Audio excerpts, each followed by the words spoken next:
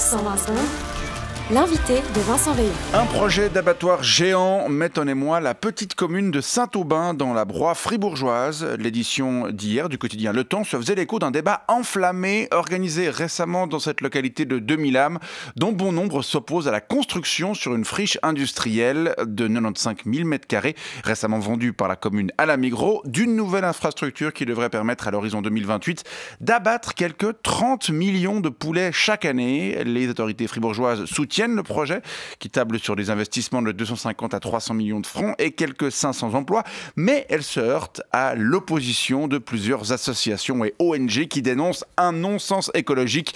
On en parle avec vous ce matin. Miguel Besançon, bonjour. Oui, bonjour.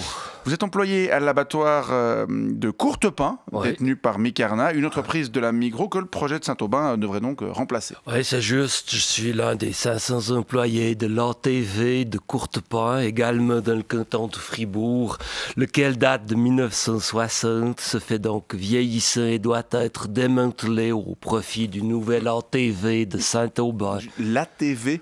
Ouais, c'est comme ça qu'on dit. ATV pour atelier de transformation de volailles. Et vous soutenez donc ce nouveau projet qui sera le plus grand ATV du canton ? Effectivement, il faut savoir que les Suisses consomment 15 kilos de poulet par année en moyenne parce que c'est une viande moins grasse et moins chère que le bœuf ou le porc.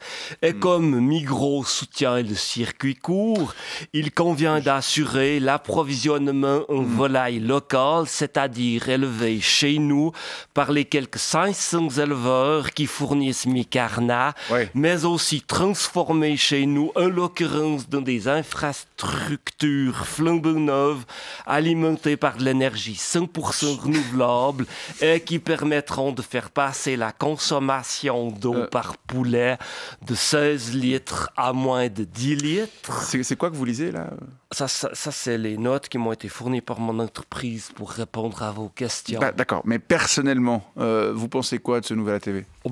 C'est clair qu'on sera plus confortable pour tuer à Saint-Aubin que dans cette vieille usine à mort qui date de 60 ans. D'accord, mais vous comprenez les réticences de la population locale ? C'est clair que de savoir qu'il y a 30 millions de poulets qui vont se faire zigouiller chaque année à côté de chez vous, quand vous êtes à peine 2000, ça doit faire bizarre. Surtout si vous êtes bouddhiste. Ça fait quand même 15 000 âmes par habitant et par année. Il vaut mieux avoir un bon karma. Oui, et puis il y a aussi des aspects écologiques. Certes, la quantité d'eau consommée va diminuer, mais quand même 10 litres par animal, alors que la région est sous stress hydrique. Et puis c'est sans compter ce qu'il faut pour élever la bestiole. Bien sûr. Mais ma foi, il faut ce qu'il faut pour l'hygiène, c'est-à-dire pour nettoyer tout le sang, toute la merde et toutes les plumes. Puis de l'eau, il en faut aussi pour broyer les pattes et puis les becs, pour faire les croquettes pour chat et puis les nuggets. Et la proximité de la grande carissée qui héberge de grandes quantités d'oiseaux migrateurs fait craindre des risques de diffusion de la grippe aviaire. Ma foi, ça on verra. Vous-même, vous aimez votre métier ? À votre avis? Moi, je tue de 7h du matin jusqu'à 17h dans une immense halle aux lumières blafardes où on se pèle le nœud. Chaque jour, avec mes collègues, il y a plus de 100 000 poulets qui nous regardent dans les yeux et qu'on doit transformer. Et puis chaque soir, on rentre à la maison en puant le poulet. Mais pas le poulet rôti qui sent bon et qui nous rappelle quand on allait faire les commis avec maman. Non. Le poulet mort. Ça vous fait envie? Pas tellement, non. Ouais, mais ma foi, les gens, ils ont envie de bouffer une chier de poulet. Alors faut bien des couillons pour les leur fournir. Et puis, il faut bien que je bouffe. Oui. Par contre, jamais de poulet. Non. Puis ça va encore, je pourrais bosser dans un abattoir à vaches. Ça, c'est vraiment dégueulasse.